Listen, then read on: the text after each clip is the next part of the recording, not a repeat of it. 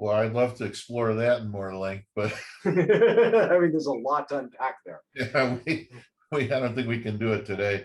But the other obvious big trend here, and sticking with distribution just one more second, you know, the entire landscape has been changed by the cloud. I think that's screamingly clear. And when you have all these cloud service providers, what I think has ended up happening is a huge amount, at least of the more sophisticated solutions, has moved from going to end users to going into cloud providers.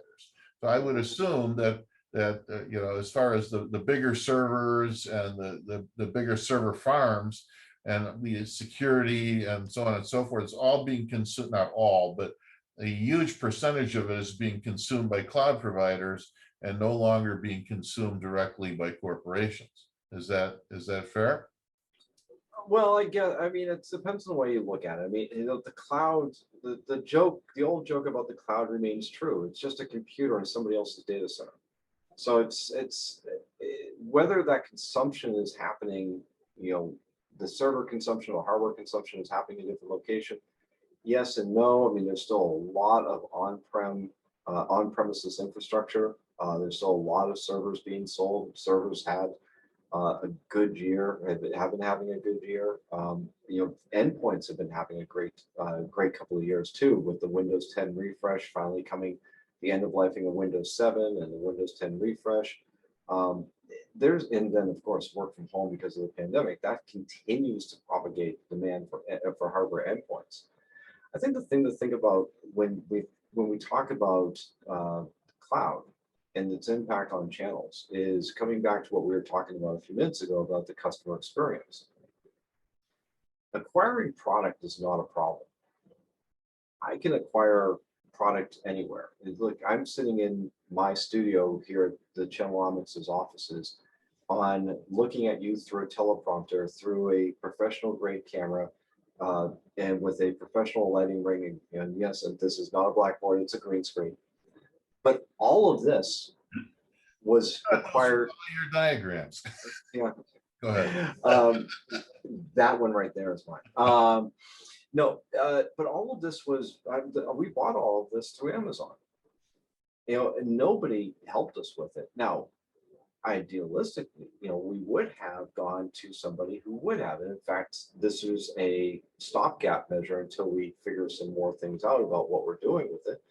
But eventually, we're going to pull in a pro who's going to help us with this. Now, whether or not that pro is going to actually sell us equipment, don't know. What I do know is that we did consult with a couple to just get some direction on what we were doing.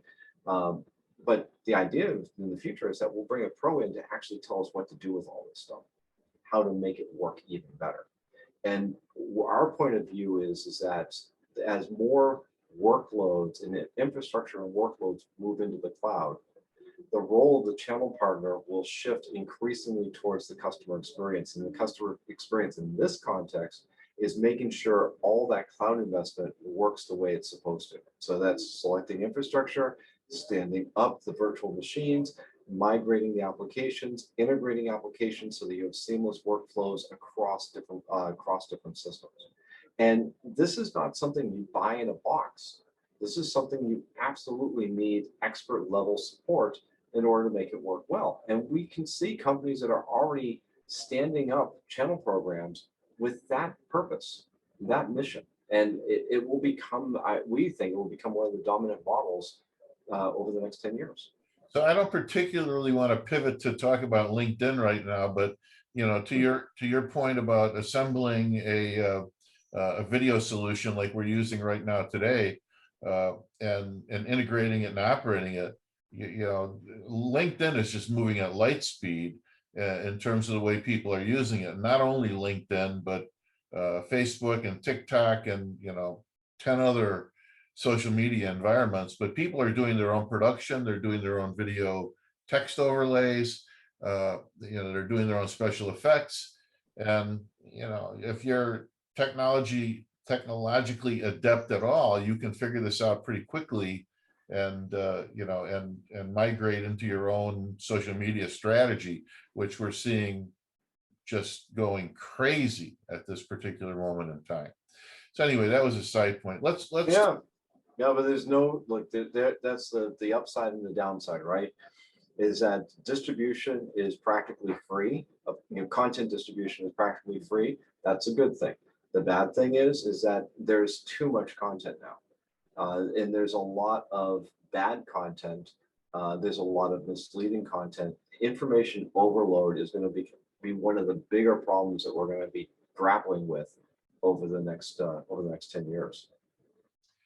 Yeah, and what we're particularly seeing that I find really fascinating, and this is the TikTok mindset, is communicating in 30 to 60 seconds something of, I don't know whether it's important or not important, but a lot of people are doing it, and it's very, like, here we are, we're talking for about an hour, and we're talking about some really meaty topics and really interesting topics, very difficult to convey the essence of this in 30 to 60 seconds. So at any rate, that is what's going on nonetheless. So we're trying to figure out how to condense it all down and get it across to build our audience and talk to more people.